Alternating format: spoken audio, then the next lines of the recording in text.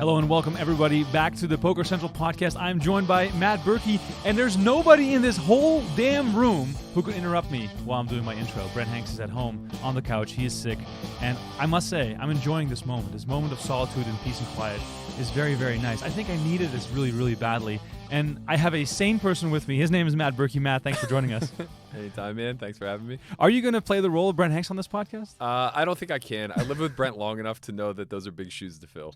I mean, you told me before we went on air that Brent never went out. He was not like the outgoing, flamboyant person that he makes out to be on stream and on camera. Yet somehow, when these lights come on, he just turns it on in some kind of way. I mean, don't get me wrong. He was very, very ridiculous. There's plenty of videos that we have. There was one of him impersonating Kessler. There was another night where he lit a $100 bill on fire just for the sake of doing so. He definitely.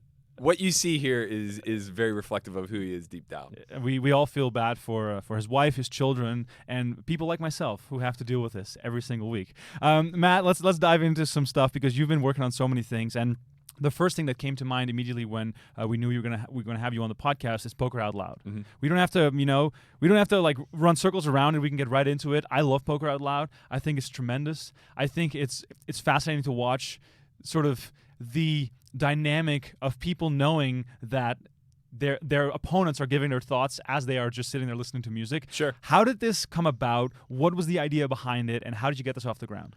All right, so it's a really weird way that it came to fruition. I think it was like 2016, maybe 2015, somewhere in that neighborhood. Run It Once actually did it was like called Play with the Pros or something like that. Right. And they did a 9-handed sit and go with all of their top pros. And basically, as action was on each of them, each individual was just recording their thoughts throughout the entire session. And the way that it got edited out was whenever it was their turn to act, their thoughts were displayed. So I was like, man, how cool would this be if we could figure out a way to do this live? And the idea kind of like snowballed from there and turned into Poker Out Loud. But then I later found out that Daniel actually did this on Poker VT forever ago, like maybe a decade ago. Shout out to Poker VT. Yeah. Adam Younglin. Yeah. Back in the day. So then you obviously were like, let's experiment with this. How did you think it would work? Because obviously what you've been doing up until very recently is doing a produced sort of version of it, putting it out later, and then now, of course, it became a live product. But let's start at the beginning. How did that come to be in the format that we sort of got to know it? Sure. I mean, for what it's worth, I think the produced version is miles ahead of what the live one is. The live one is very fun to watch, and I think it really increases viewership for stream quality. It's a lot more interesting to the user whenever it's not a commentator basically trying to fill the thoughts for somebody, but actually them doing it themselves. But the produced version was just like, okay, we get a lot of wiggle room here because we have production and they get to make this look great. So, it was basically the biggest hurdle to get over was just the trust barrier, where we have to ensure that, the people playing aren't turning off their music, aren't looking to read lips. And honestly, it was easier to police than you would think. First, we're doing it for educational purposes whenever we're doing the produced version. So the speaking parts are much longer, much more formulated. We go a lot deeper into the strategy. And secondly, we're all there with the purpose to make a good product. It's not to try to win tens of thousands of dollars or anything like that. So but there is money on the line, so there is an aspect of like, I'm saying this stuff out loud. If his song happens to be on B, like going into the next song, he might pick up on something. Oh wait, so we fix all of that stuff too. So there's a fadeless playback. Or gapless playback on Spotify. Okay. So we ensure that that's on par for everybody. Everyone gets noise canceling headphones. So you could cheat it if you want, but like what you don't see in the produced version is like if for some reason a song gets quiet or it's switching or something like that, we just halt the action. And all that stuff gets edited out. So that's the beauty of production, I guess. So then you have, I guess, some of your closest friends and people that you work with playing in this game where there's actual money on the line, people are giving their thoughts, and then you're doing sort of the extra sort of cherry on top of putting it out there to the world in a very sort of, uncompromising way, where people can take shots at this, they can just say whatever they want about it, because it is sort of in real-time analysis, which I think is probably one of the hardest things in poker. Yeah. Because, reviewing a hand history after the fact is way easier than doing it in real time. What was the experience like of doing this for the first time and sort of trying to prove this product because obviously it was new for everyone. Right. So obviously the first time we did it was like end of 2016. So strategy has changed a lot. And when you go back and watch those older videos, it's going to look like, some bit of a car crash. But that's kind of the beauty of this product. Like, I think what was misunderstood was that we were creating it saying like, mimic what we're doing and you'll win.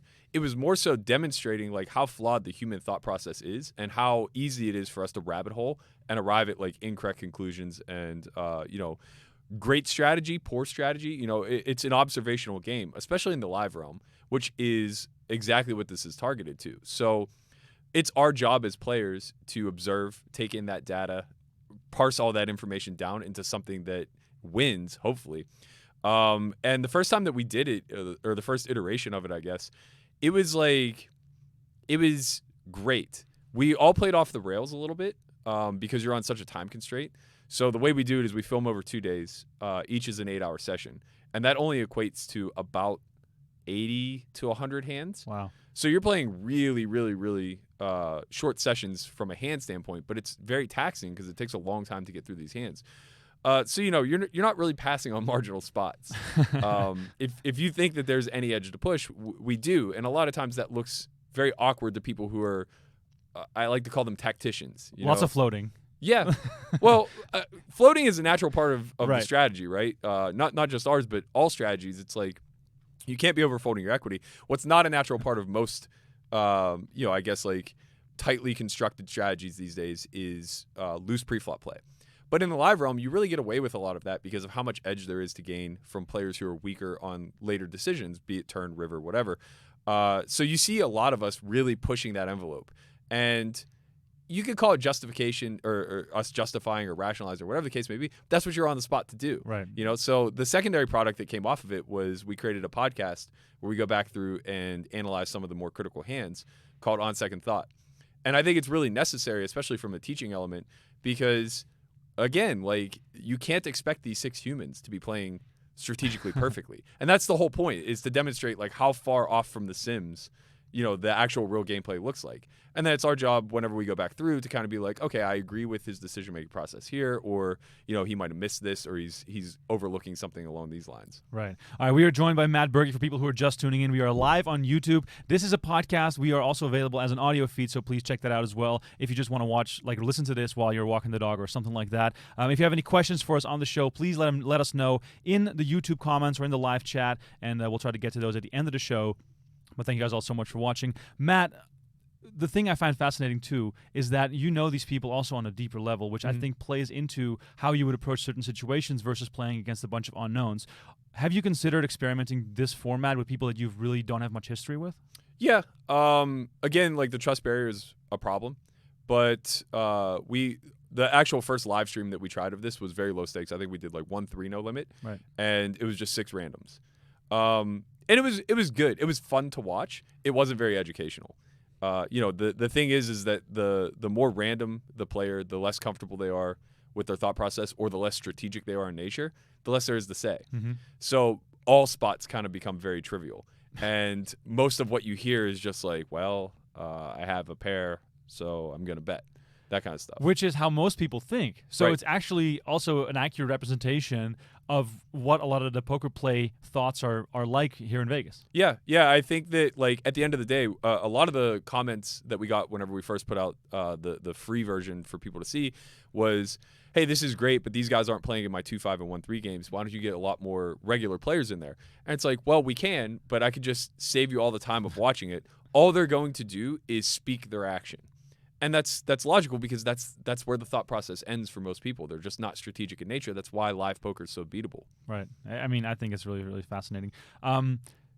With Solve for Why, you guys have tried a lot of different things, podcasts, videos, and different formats. Mm-hmm. Give us some insight into how Solve for Why came together and why it has come to the point where now it's getting recognition on social media from people that are very respectable in the poker industry, saying that this is the one product that sets itself apart from a plethora of offerings of different poker sites. Coaching sites, I should say. Yeah. I mean, I think that like from day one, I've just always been very contrarian by nature. I try to be out of the box as much as I can, and not necessarily on purpose. It's just like the way I gravitate. So for a complex game like poker, where I think that there are a myriad of solutions and a lot of different angles to approach it from, I've just always kind of given a little bit of pushback to the convention. And Solve for Why was kind of a byproduct of that. I saw so much problem solving coming from the standpoint of, well, what's the problem that currently exists and how can I arrive at a solution very quickly? And that was how the learning was taking place too, right? It was very microscopic in nature, where it's I'm struggling with big blind play. So I'm just going to run tens of thousands of sims as far as like what range I'm supposed to defend from the big blind and how my frequency should apply afterwards. And it's like, that's great. That'll get you tactically sound. And in tough environments, you'll hold your own. But that's, first of all, I'm gearing everything towards live poker, and that's not live poker, right? You're going to play a handful of big blinds in a session, right? You may only play like 10 to 15 orbits in any given live session. So it's like micro-analyzing any one specific spot over zooming out and taking a more macro approach is largely just going to fail. So from like day one, I was really just about taking a broad stroke approach to things and saying like, well, why are we failing at being better problem solvers? And the quick solution is like, well, in live poker, we don't have data. We can't just analyze what my win rate is, how I'm performing by position with hands, et cetera. All we have is like this subjective bias to what we observe around us. And it's like, okay, well, everyone is going to fail in this arena, and the spectrum of failure is going to be pretty vast. So if we can kind of tackle the problem-solving element from let's build a strategy that, kind of allows us to take advantage of the human element of the game while still protecting us from a strategically sound standpoint, then all of a sudden, like, this problem gets a lot simpler. And, it doesn't look pretty. We play a lot more hands than other people. We, really go hard at spots and things of that nature. But that is the exploitable arena that we're in the live poker realm. So then connect the dots for me here, because you are known as someone who plays very aggressive, very loose, lots of limping, lots of interesting playing style sort of trinkets that your average Joe who's just learning poker should probably not do, because you're going to get into a lot of tough spots. Yeah. And you've been known to blast off on streams, and you're a lot of fun to watch, but all those ingredients are sort of the I don't know, it's a high contrast as to what you would advise some regular guy watching your stuff. So how do you marry your own playing style and thought process with giving people something educational that they can actually benefit from? Sure, and it's not supposed to be monkey see, monkey do, right? All that matters is why I'm doing the things that Maybe I'm doing. It's monkey see, monkey don't do. It can be. It just depends on your level of understanding, right? So when we're teaching, I'm teaching all the principles behind why I'm doing what I'm doing. And whether or not I'm capable of pulling that off doesn't really matter, right? All that matters is understanding equity thresholds. All that matters is understanding range versus range analysis. And the better that you are at comprehending these underlying mathematical principles of the game, the more loose you're able to get with the boundaries. And again, I'm relegating all this to the live realm because you'll get punished online simply due to the data collection element of it. If I try to implement this strategy online, it takes 10,000 hands before the entire online universe just recognizes where all my holes are. Yeah. And conversely, same for me. It's like all I have to do is now run this through Hold'em Manager, and I get to see like, oh, I'm losing X amount of dollars every time I make this decision, and that's a problem. But live, you're very protected by the time element. Time is like the great equalizer. It takes forever to get in any sort of volume of hands. And if you just recognize that a guy calls 3-bets too loosely, then you get to 3-bet him too widely, because like you're just going to punish him by the nature of position and aggression and initiative and things of that nature. So are you saying that sample size is almost irrelevant in live poker? To a large degree, I think that to give you an idea, I've been playing for 17 years live. I've probably played less than 500,000 hands. There are people who do that this year on Stars. So it's like, comparably speaking, I'll never really reach the long run in my entire career. And live is very unique in the sense that the more, I guess, like inherent knowledge we have of each individual, the more clairvoyant we become on their strategy. And with that sort of like understanding, now each and every spot is unique to the last, right? Because what I'm going to do against you is going to be very different than what I would do against Brent. And that seems overwhelming, because now it's like, oh, well, now you need two separate strategies for two different people. And it's like, no, not really. You just need to understand the underlying principles that develop a strategy and why they win. But how do you know that you are a winning high-stakes player? No one does, right? No live person on earth can truly claim that they are profitable. Right. All we can do is look at our bottom line. And it's like, well, for 17 years, I've never lost. Mm-hmm. And I understand how fallible that is to say. So it's like, nobody should try to defend themselves in the live arena that way. Right. Right. And I think it's laughable when people were just like, oh, yeah, sure, you're winning, but you couldn't beat 100 Zoom on stars. And it's like, well, why would I want to? Right. It's like, I get to play as big as I want and show a profit elsewhere. Why would I want to go play a smaller stake game that's going to be, an hourly wage? Right. But on the other side of the story, if you do study the winning approach to online poker, it seems to me as though applying those strategies would also make you a winning player in live games, just from the sheer fact that fundamentally it's a very strong approach. Fundamentally, for sure. But the problem is, again, the time factor comes into play. So a lot of what transverses from the online world to live will protect your strategy very well, and it will certainly win, but it's not going to maximize your EV in any capacity. And the amount of hours that you surely have to put in is going to make you yearn to maximize. So a good comparison is I'm really close with Nick Howard, who does a lot of data analysis for online. And one of the trends that they found is that rivers just tend to be overbluffed by fish. And we got into this month, like 4 month long debate where I'm telling him that in the live realm, this is just simply not true. Right. And the argument kept fizzling because I can't prove my side. But if you poll anybody who plays in the live realm, they're going to say the exact same thing. And it's like, if we pull up a bunch of live streams and watch businessmen playing, 200, 400 no limit, the river probably doesn't get bet nearly enough. So it's like, how much can we lean into the observational side of things and just trust that those who are good at the live application are good because of this meta, not necessarily because they're the most structurally sound player in the world? Because if you adhere to the guidelines of what the quote-unquote book says, you're leaving a lot of EV on the table. Right. So does that also mean that in the games you play, when you play high stakes, you keep notes, perhaps, not while you're playing, but maybe when you get home, just specifically on players, because you're going to run into those guys again, and those notes are going to be valuable versus improving your own game compared to improving how to play against X player? No, I think yes, to some degree, but no, in the sense that I'm not that diligent in trying to build a database of profiles. It's more so just having sweeping generalizations for the type of profile that you think.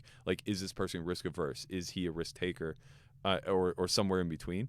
And then it's a lot more study of just general game theory. It's I think that I've kind of sold this story that I'm anti GTO, but I'm not. I'm just anti the unicorn. I'm anti the holy grail. Mm-hmm. I don't believe that it's transferable to just say okay, here's the perfect strategy, now go out and implement it. So for me, it's GTO with a grain of salt. I want to take all the best principles from that, and then I want to push the envelope as far as I can in the live arena. So take me into some of your shot taking at the really high stakes for you. Sure.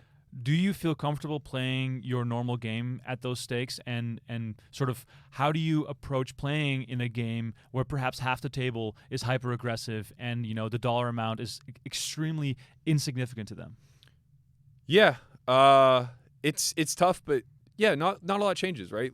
The second that you become comfortable with risk and recognize that volatility is a massive part of this game, you're pretty happy with those spots. It's funny the way that you framed that, because that's very true of my experience in high stakes, and specifically the Ivey Room game for the last 6 years, is that what I noticed is the weaker players liked the tougher lineups.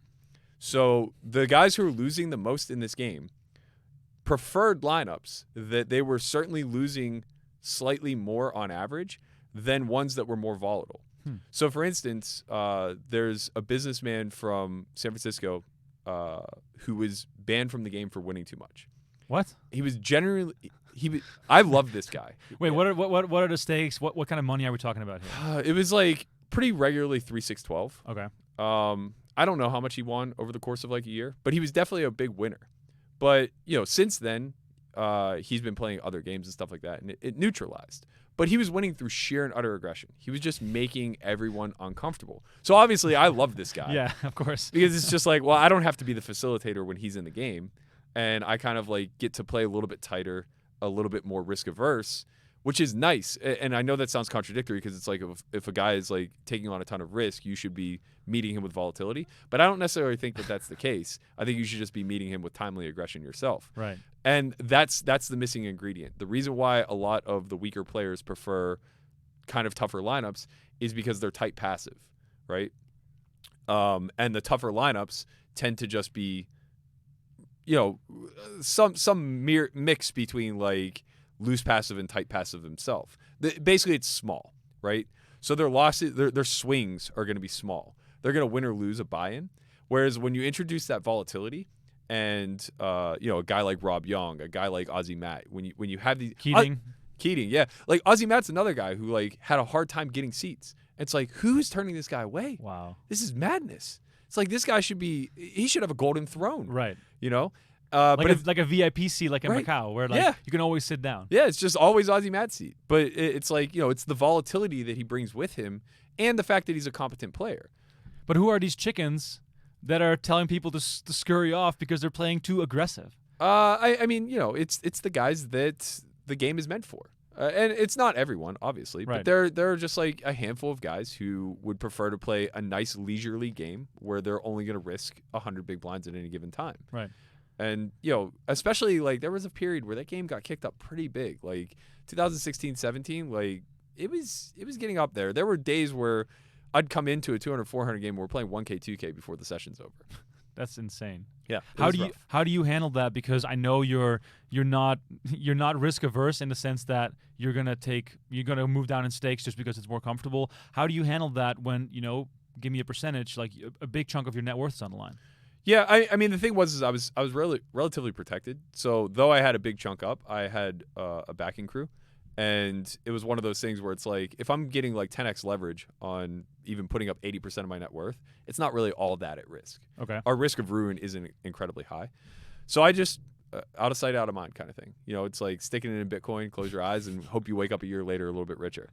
I mean, it's a fascinating approach because I think that many players, and I can even relate this to myself playing the lowest stakes whenever I do play, is that as soon as my stack gets bigger, as soon as maybe there's more straddling going on, the adrenaline also goes up, but that's for me, of course, on a low level. Sure. Do you have any of that left in your soul, or are you completely dead inside? I think I'm mostly dead inside, but it re-woke whenever I parted ways with my backer. Because, risk of ruin. Yeah, well, risk of ruin was a nightmare at that point, but I continued to play the big game for probably like a month and a half thereafter, just selling action. And I was taking way, way, way too much of myself. So, I was putting up like 10% of my net worth, 15% of my net worth at any given time. Maybe even sometimes more, depending on if the stakes would get kicked up and things of that nature. And it was just rocky. Like we swung, we went like up $1 million and then down $1 million right away. And I ended up like breaking even when it was all said and done. But I just realized like this isn't sustainable. So it's like, okay, I took a shot and it didn't work. I just can't sustainably play 501K whenever I'm not worth 50 million. It's just an insane approach. And no matter how much you sell, it just becomes like far too taxing. So I just took a step back, started playing like more 50, 100 and below, where I'm well rolled and I can handle the swings no problem.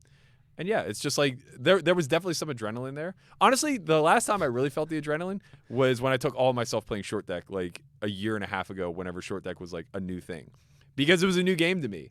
So like that was really what the rush was like trying to problem solve in real time and figure out what the hell is going on in this game that doesn't have a deuce through a 5 in it. What was the longest and most painful walk back to Valet? Do you recall the moment where basically the wheels were actually coming off? No, the wheels never came off. I did really well. But there were some very long, painful walks. One in particular I filmed and made a vlog out of it.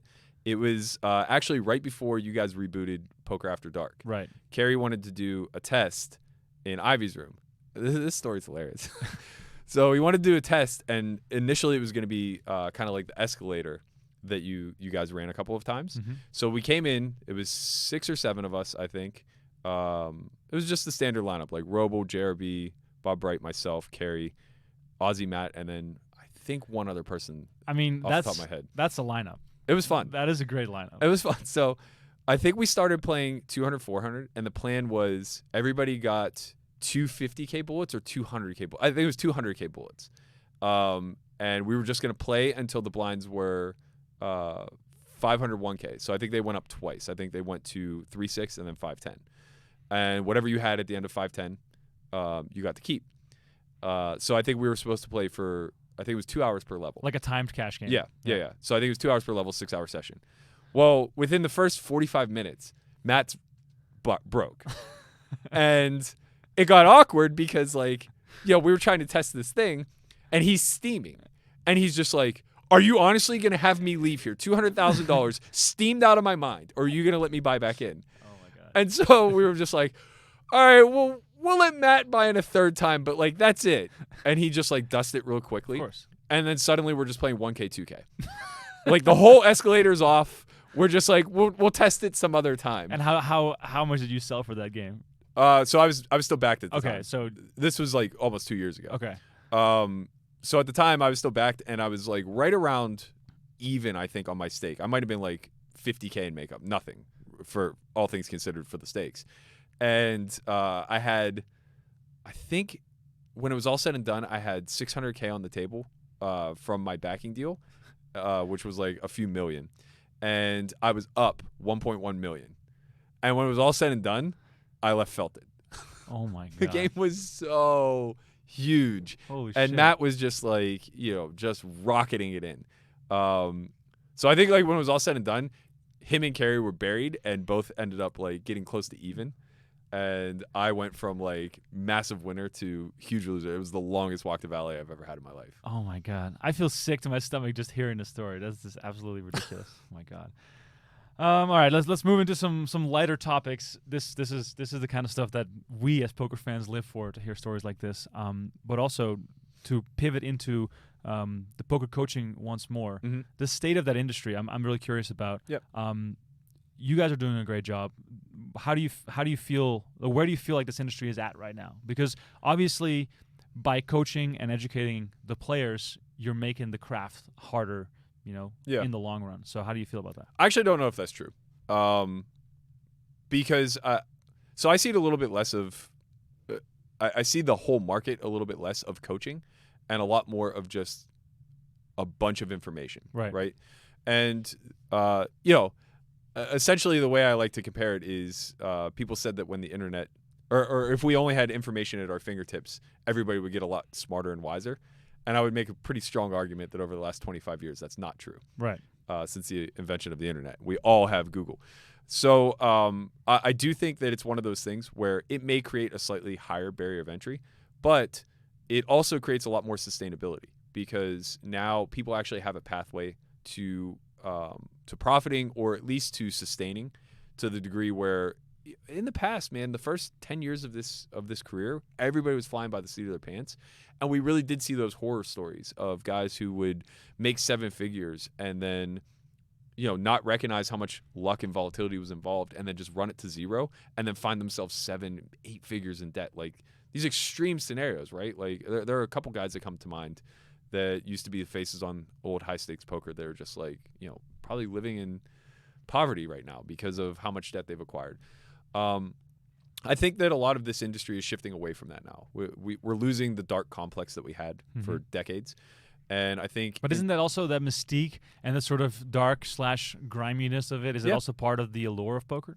It is, for sure, I think. But at the end of the day, the real allure is just getting to play a card game and exchanging money. True. You know what I mean? So I don't think people wanted to play blackjack more when there was a chance they were going to get taken in the back and beaten down than they do now whenever they'll just be asked to leave. For sure. Right? So, I think, like, as far as dramatizing it for TV or cinema, we're losing a little bit here. But the sustainability of the market, I think, moving forward is a lot better.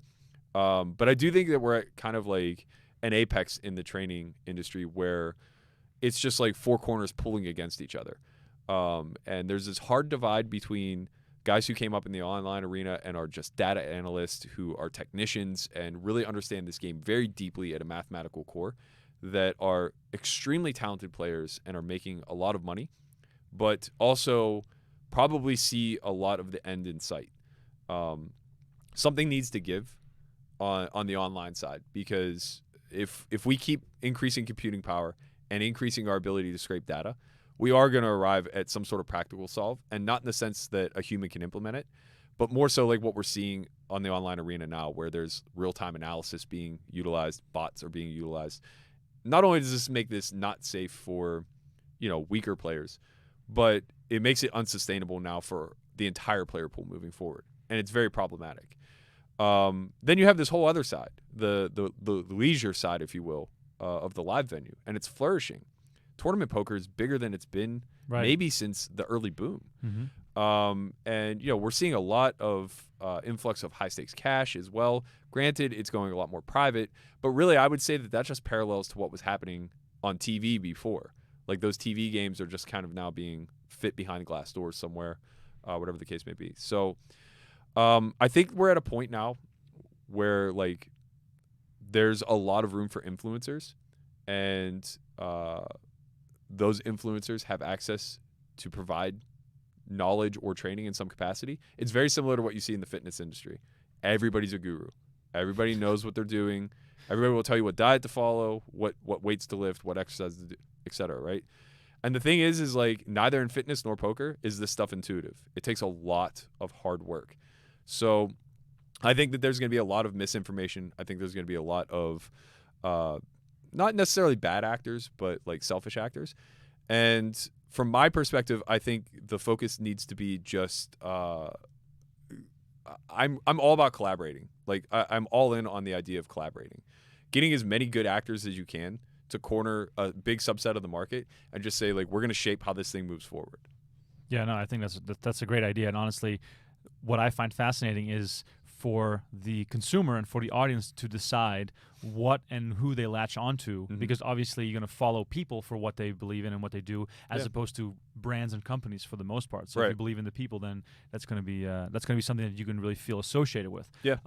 What I'm curious about with regards to your skill level and if you were just going to be focusing on poker in the current climate with all this information that's readily available for anyone, how much do you think you could make on a year-to-year basis if you're putting all your effort just in playing poker with the access that you have? And as part of that question, why aren't you doing that? Right. It's a good question. So I think if I was forced to play online, I at 38, I don't want to do what it would take. Would you be a losing player? Right now, for sure, 100%. Without any question. I've said this many, many times. My game is not going to translate one-to-one to online. Do I think that I could study and learn enough to become a winning player? For sure. Like, I think I'm creative enough. I definitely understand, like, Sims and GTO enough to be able to put in a lot of work, but I think it might take me, like, 500 hours. Right. And that's a lot of commitment. And at the point I'm at in my career and at my age and everything else, I see that as a step back, right? So if I were going to put in 1,500 hours again into poker, I think that, mid six figures would be very easily attainable. And I'm only saying that because it's very difficult to put in the volume at the high stakes. If I were able to consistently still play high stakes the way that I had been, meaning like I found a reasonable backing deal or whatever the case may be, then it's very, very easy to see seven-figure returns. Right. But along the same lines, it's like, on average for 6 years, I played like 30 sessions of poker a year. So like that's volatile, man. That's nothing. Like that's volatile. You could lose for a year straight. Now the good thing was I was able to play tournaments on my own. I was able to play like 50, 100 and below on my own. So I always had nice return and nice income. The real reason why I'm not doing that is just because I think that I'm capable of doing something that transcends poker. And I don't mean that in like some big fluffy way. I just mean that like I think I can do something in other markets as well. And I don't want to hamstring myself for another 17 years to take on a volatile career and wake up 55 one day and just be like, oh man, all my skill sets have just been rendered useless by Google Glasses. Yeah, but then aren't you also then on a path out of the game as far as being a player goes? Are you more, a coach, an educator, a creator of content, and are you getting further and further away from what brought you to that point? I don't think so. I'm still grinding. I'm still putting in a full series every year. I'm still playing 500 hours of cash every year at varying stakes. And I would maybe this is a bad argument given the current results, but I think that that's a short-sighted way of looking at it. Like Phil Galfond is no more removed from poker now than he was 4 or 5 years ago. Right. I mean, he is in the sense that, like, obviously he's rusty and he's not necessarily grinding all of the study necessary, but he wouldn't have put this challenge out there if he wasn't capable of still being elite at the game that he's playing. What would the Berkey challenge look like if you were on Not heads up online?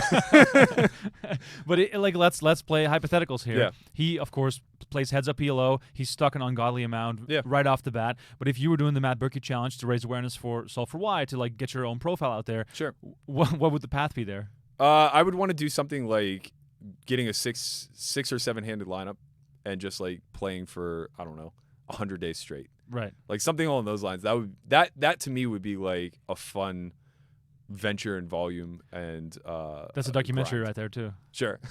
I mean, that's like following you, playing super high rollerball in the same sort of vein where like you have the sort of depressed moments and the up moments and the down moments. That'd be awesome. Yeah. Following the Galfond challenge and I guess maybe in a way relating it back to your own play a little bit, how do you sort of, I don't know, digest one of the best to ever do it getting stuck so much to a point where he says publicly on Twitter, like, hey, look, I can't go on like this. I'll pay a €3,000 a day penalty because I need to have a break. I mean, I think that's like just super self-aware. Like it would be, I think it would be insanely arrogant and honestly very destructive to Phil if he didn't acknowledge that kind of stuff. Right. And just like tried to power through. Like, I don't care who you are. And maybe this is like the big fallacy that is kind of cast out into the world because we're now a consumer-based society where we only see people at their best type of thing. But poker's fucking hard. I don't know if anybody told you, but it's really hard. And the human comprehension of variance and volatility is very, very, very wrong. We're such binary thinkers, right? When things are good, they're great. When things are bad, they're the worst thing on earth. And I don't care how trained you are. Phil is obviously like one of the best at this. I don't care where your mindset's at and how trained you are. At some point, you're going to start slipping in one direction versus the other. And it's a fast fall, right? So when you start to slip towards that negative mindset of, I'm never going to climb out of this, right? Never feels like a long time. And honestly, like when things are going poor, that's exactly what it feels like. It's this weight on your chest. Like I understand what this felt like. I went on a $5 million downswing over the course of like 13 months. And it was just like, I'm never going to win again, no matter what happens. And sure, some of it was bad play. A lot of it was variance. And the two of them do not go hand in hand, right? A little bit of variance mixed with some bad play can like be a very fast free fall. But when it was all said and done, we were playing so big, it was like I lost like 30 buy-ins. Right. Phil lost that last week. But then what was for you the turning point where maybe you can, I don't know, see sort of the future again and have sort of a clear mind as opposed to sulking on your way to the car after every time you have a losing session? It was for me. It was still the same as Phil. It was the time off, but for me it was forced because I was in a situation where it's like I'm losing all this money, and I'm emboldened to other people who had the faith to invest in me, and I can't just be like, listen, like my head's not right. I have to pass on some of these amazing games.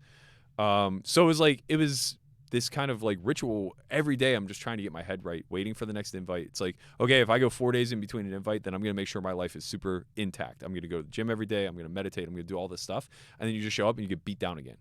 So, unfortunately, my mom had passed away and my grandma got diagnosed terminal all within like a week or two of one another. And I was just like forced to leave and go home and care for her. So it's like she's grieving and she's dying. And I have to be her rock. So I was just away from the game for 3.5 months while this whole process took place. And it was incredible. Like, I don't know that I'd be able to look myself in the mirror if I had put any other priority above her and just been like, well, she doesn't care if I'm there or not. I'll just get updates from my sister. And when it starts to get real bad, I'll go back for a week or 2 weeks or whatever the case may be and pay my respects. It's like this woman helped raise me. So the least I can do is be there for her. And when I was able to just like kind of release and just say, okay, nothing else matters in the world right now except for this. I'm going to go back. I'm going to take care of her and make sure that she is well off on her last days. It was just the ultimate reset. I came back and I won for like 27 of 28 sessions or something ridiculous. And I go on a $6 million upswing culminating with the 5th place finish at the Super High Roller Bowl. So it's just like, a lot of this is an encapsulation of variance and volatility Right. and how small the sample truly is. But for me, that was over 20 months, So it's like, it's a tiny, tiny, tiny sample, but life-wise, that's a big chunk of time. And there were these huge milestone moments that took place between, loss in my family and getting to play. I had never played anything bigger than a 25K at that point. And suddenly I'm in a 300K at the final table. So it's like, this whole spectrum of events that took place over 20 months was just so vast and profound to me. But if you look at it in the grand scale of like just sheer and utter poker data, I played 700 hours Right. over like 30 or 60 sessions. It's just like, this is so irrelevant. It's so crazy. That moment in time where you went back home to care for your grandma, do you feel as though that might have been the first real big moment where you could disconnect from the game in a way where it was sort of a full reset? And was your mind totally off the game there? And did you just sort of really start back up again when you left that situation? Or were you still sort of involved in it? So I was studying a lot, but not really for any reason other than to kind of distract away from why I was home. Right. So it was really just like I wanted to maintain my my routines. So I was going to the gym a lot. I was studying a lot, and I was working with Christian still at the time. I think I'd been working with him at that point for like maybe a year and a half. So like he had needs as a student. And I was ensuring that like I was up on things and I was still coaching him once a week and all this other stuff. But yeah, like outside of that, the alleviation of the pressure to play, especially like when you have this mountain to climb where it feels like you'll just never get out. Like $5 million is a lot of money. I come from nothing. Like there was a point in time where I couldn't fathom $10,000, right? Let alone like, a mansion. And it allowed me to like remove all emotion and step back and just kind of start to look at things very logically and just be like, okay, this is only like, 30 buy-ins. It's not that big of a deal. This happens all the time.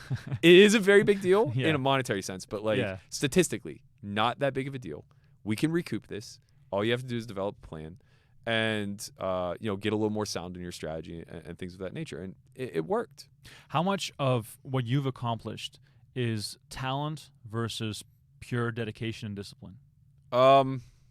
Basically me asking, can the people that are watching this accomplish this with enough hard work? It's impossible to say. I think it's like really impossible to measure how much talent matters in the live venue. And what is talent then, right? Right. Because if you ask me what talent is as a whole, I would say it's like the ability to problem solve from many, many, many different angles and not get caught off guard by variables changing and things like that. But if you ask me what talent is in the online realm, it's the ability to implement, right? It's just being able to sit down and grind these sims for thousands of hours and then just immediately convert it into an implementable strategy. But if you ask me what talent is in the live realm, it varies. It's the ability to navigate the meta. It's the ability to be likable, to get yourself into good spots, to make games good, to be a facilitator. All of this stuff to me falls under the umbrella of talent. Wow. So you could be the best player on earth, but if you can't get a seat in the game, it doesn't really matter. And on top of that, it's like there's also this idea that it's kind of like from Rounders, the old maxim of like you can shear a sheep many times, but you can only skin them once. And it's like that. It's like the most talented online guys just have this lens through which they see the game strictly through EV, and they don't recognize short-term EV versus long-term in the sense of the strategic approach, right? It's just more so about like I will get to the long term by ensuring that I'm making the highest EV decision in the short term. But if we look at like a larger scope of where that EV is derived from, it's from a small pool of players and doing things to placate them, doing things to ensure that they stay in action, to not make them feel like they were taken advantage of by you. There was a point in my career where check raising was thought to be like not just frowned upon, but like you were an asshole for doing it, right? And it's like you don't want to make people feel that way. So this is kind of the soft skills that come into the live realm where it's like you want to figure out ways to like maximize, but you want to do so without alienating your customer. But is that what you just pointed out? Is that a level of awareness about where you stand and how this works? Or is that just natural ability of you just being that guy who is also looking for everyone to have a good time? It's tough to say, man. I personally would rank it more so like IQ, EQ. So Right. what I would say is like the best poker players in the world have the highest poker IQ. And the vast majority of them are playing online or playing in super high roller bowls, whatever. But some of the most profitable poker players in the world have a high poker IQ, but an even higher poker EQ. Mm-hmm. And they're able to navigate this meta really well. They're able to put themselves in a social environment and keep it that way, not turn it into a cutthroat, breeding ground for who's going to basically make somebody go home in tears. So on that spectrum, like how would you sort of, out of 100, how would you sort of rank or rate yourself poker IQ and poker EQ?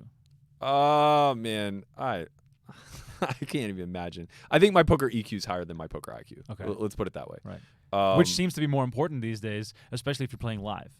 Yeah. Because being good is only valuable is as valuable as the table you're playing against. Yeah, and the thing is that like I don't even want to make the argument that like this is what gets me into games that are untouchable or anything like that, because I do feel I feel for everybody who gets shut out, and I get shut out of plenty myself. Right. So like I don't think the system's perfect that way, and I don't think that doing things that get you in the door, greasing palms or anything like that is good.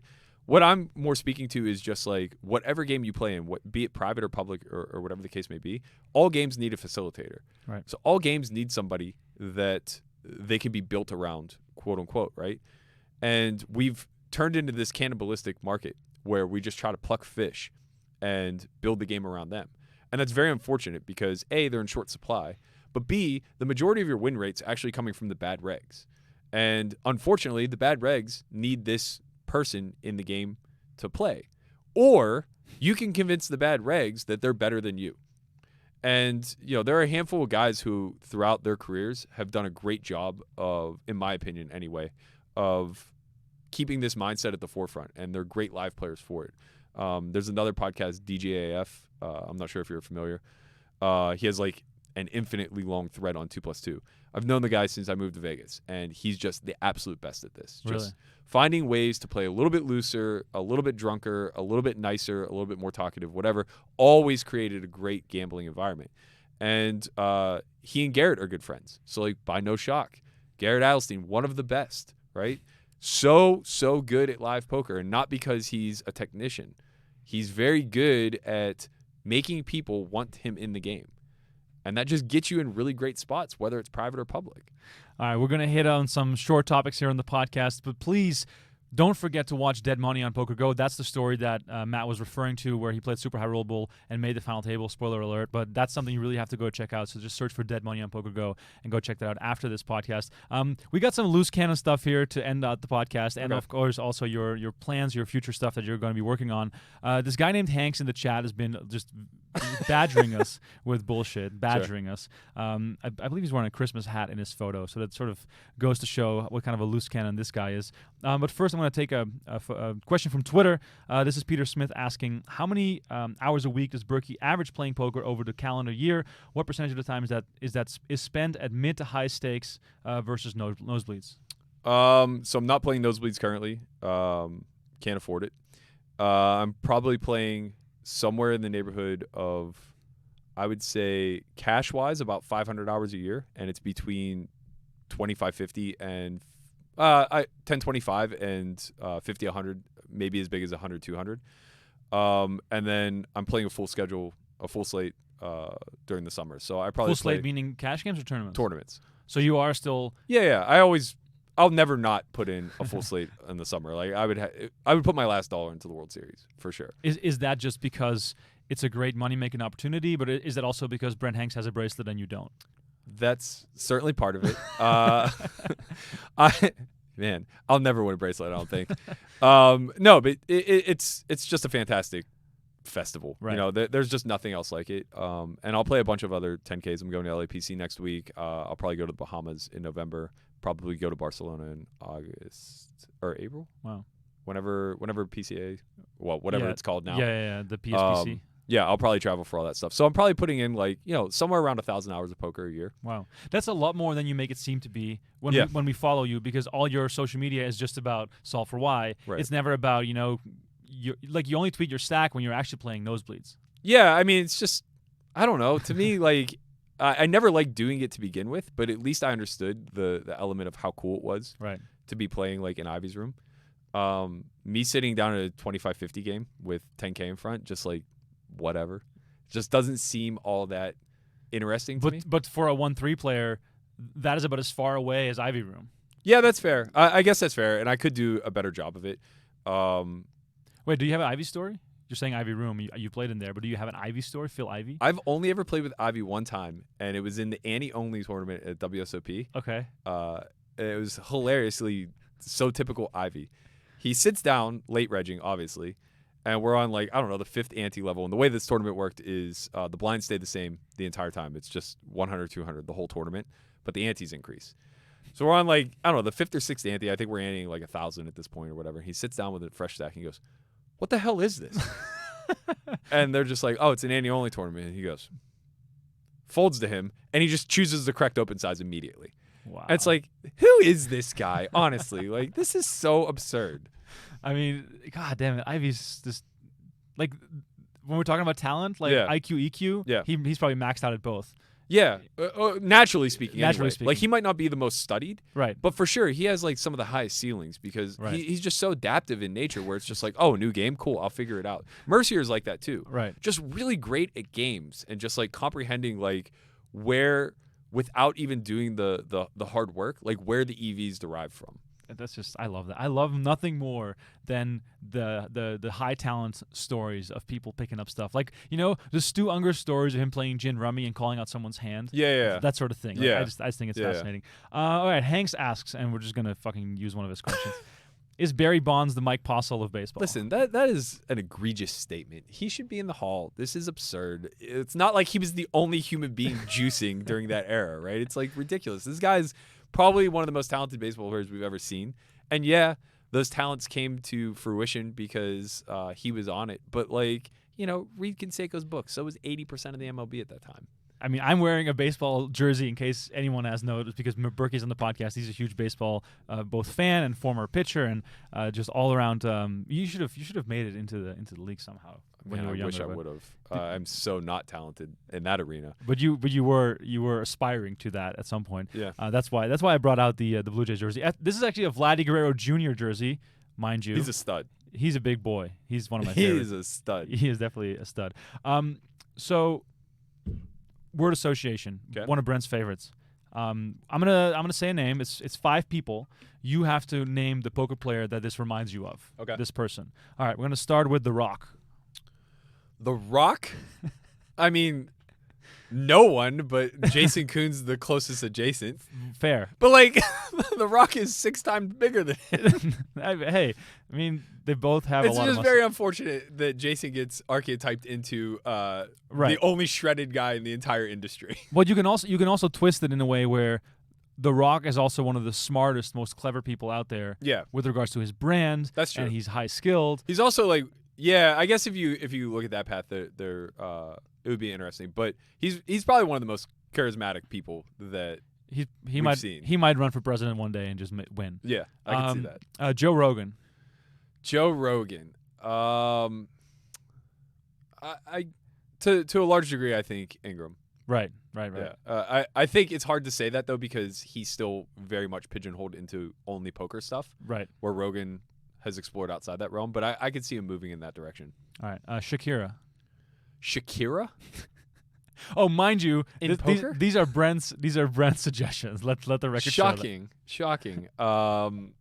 Shakira? I think this is bizarre. Let's move on to the next one. This Brent Hanks. Thank you for this. Ron Jeremy. It's got to be one of the Massey brothers. Oh well, there you go. Probably Ralph.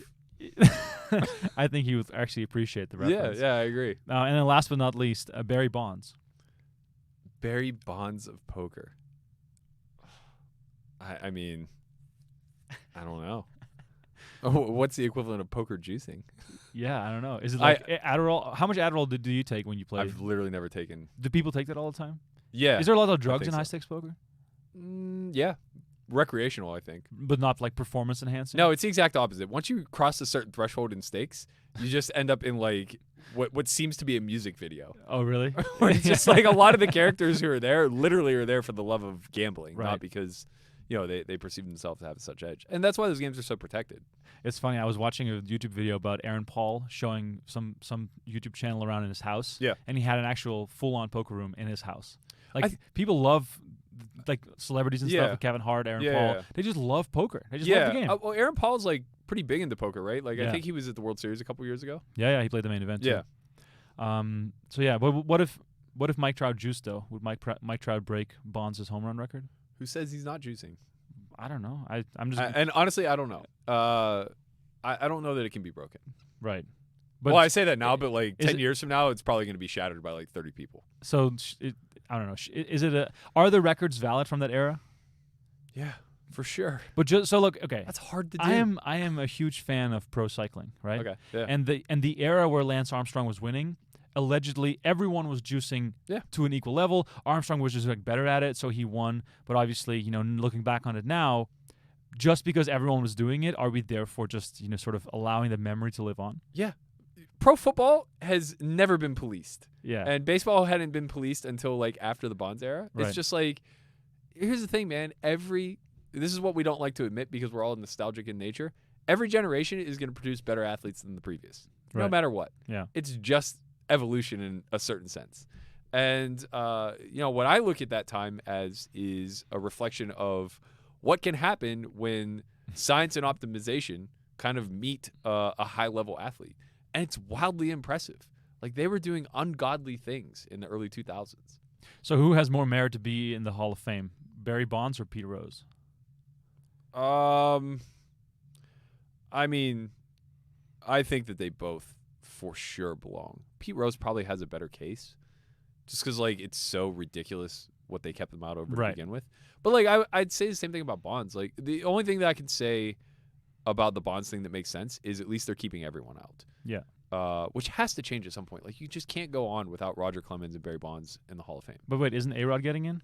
Or is I don't know. Is he already in? He's... I don't think he's already in. I think he'll be on the ballot maybe. I watched that Netflix documentary, and that was just absolutely insane. Oh, yeah, me too. Oh, my God. I can't remember the name of it. But it was just bizarre about how basically he was running the whole operation. Right. Which is just There's absolutely... no way he'll get in. Really? You think he's not getting in? I can't imagine. He publicly admitted to this stuff. At least Bonds, there's still this air of like maybe it didn't happen.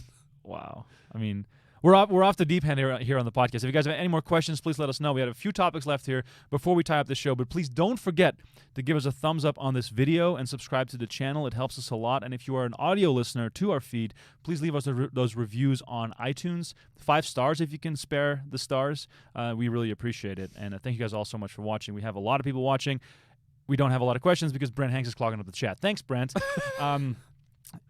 What you have upcoming is also very interesting. You're going to LAPC. Yep.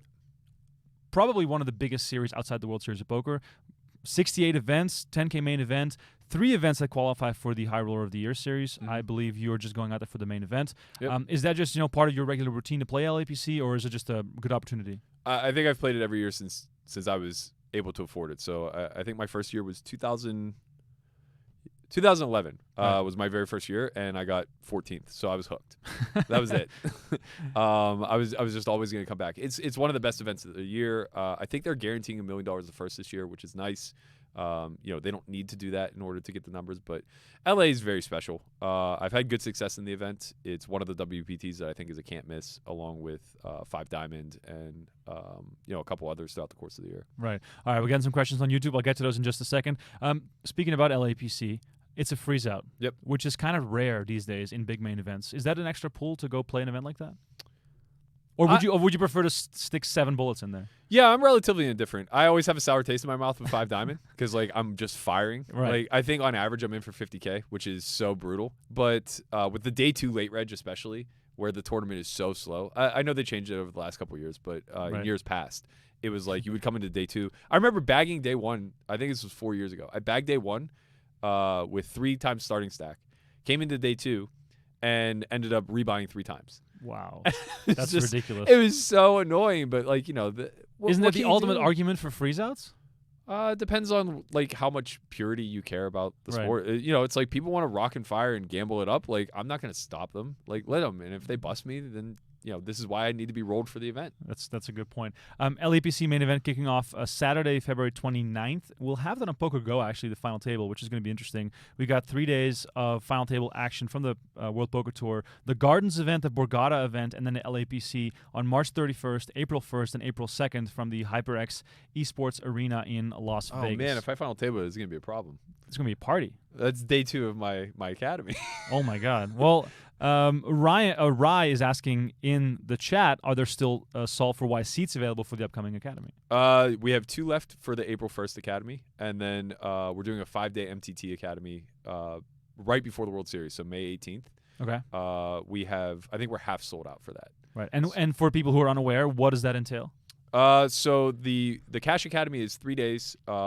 Each day is split in half, where we do we basically discuss strategy construction and theory for the first 4 hours of the morning, take a long lunch break, and then they play on an RFID table for the final 3 hours with Christian and I doing commentary.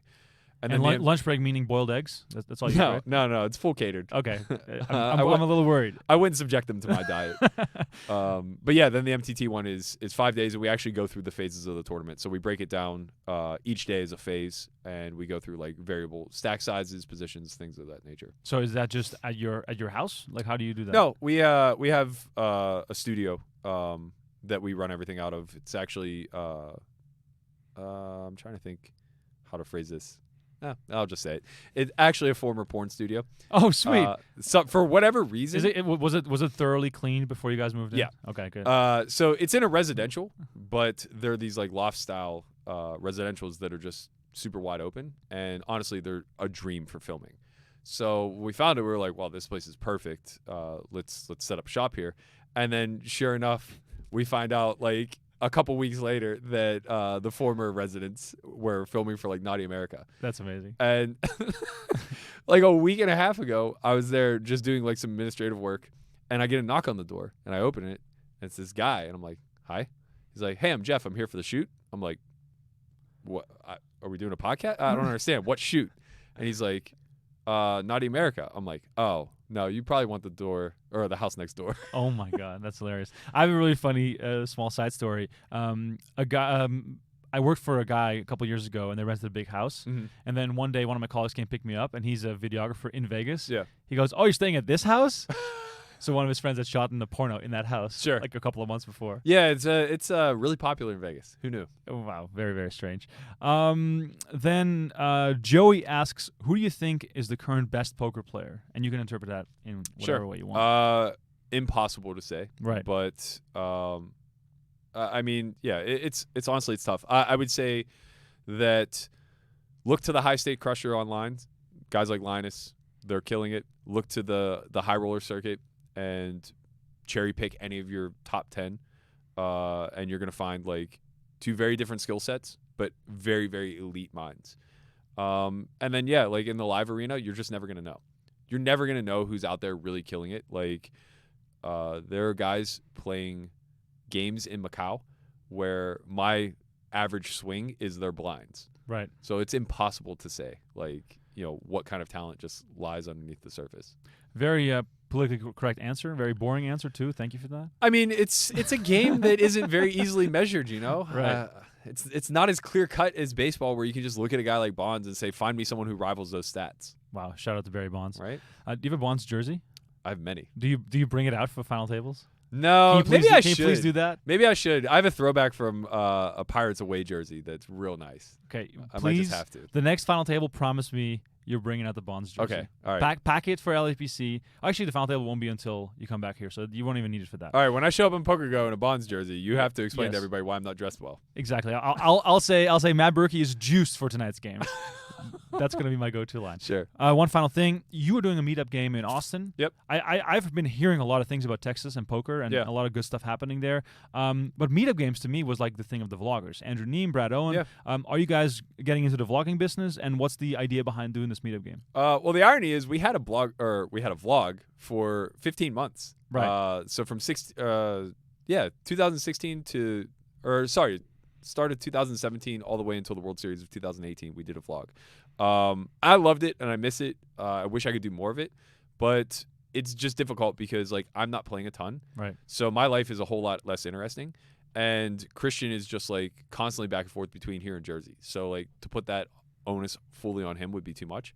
I don't know. They just reached out to us. They said it's their 5th anniversary. They really liked what we were doing. They thought that we could fill the house, and they asked if we'd be willing to do it. I've never been to Austin. I really wanted to go. Awesome city. It seemed like a great place to go for a long weekend and a good excuse to get away. So I jumped at the opportunity, to be honest. How can people follow that on your channels or?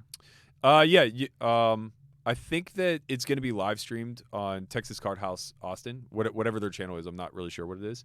But we'll be doing a lot of stuff on social media. We're actually going to make a vlog out of it that we'll put in the podcast whenever we get back. Awesome. All right. That was it for the podcast today. Thank you guys all so much for watching. Berkey11, is that still the handle? Yep. Berkey11 on Twitter. He won't follow you, but you can follow him. He only follows like 5 people, so don't be offended. I'm not offended. He doesn't even follow me. Do you follow Brent Hanks? Temporarily. God damn it. Temporarily. Can you unfollow him like on the spot? Is that possible? No.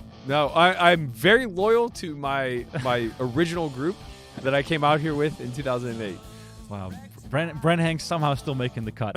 You guys all, thank you so much for watching, for listening. Please don't forget to give this thing a like and subscribe to the channel and all that good stuff. We'll be back next week, noon Pacific on Tuesday. Brent Hanks, hopefully not back, but if he's back, I'll manage it. I'll find a way. I'll take some drugs or something. Anyway, thank you guys so much. We'll catch you guys next week.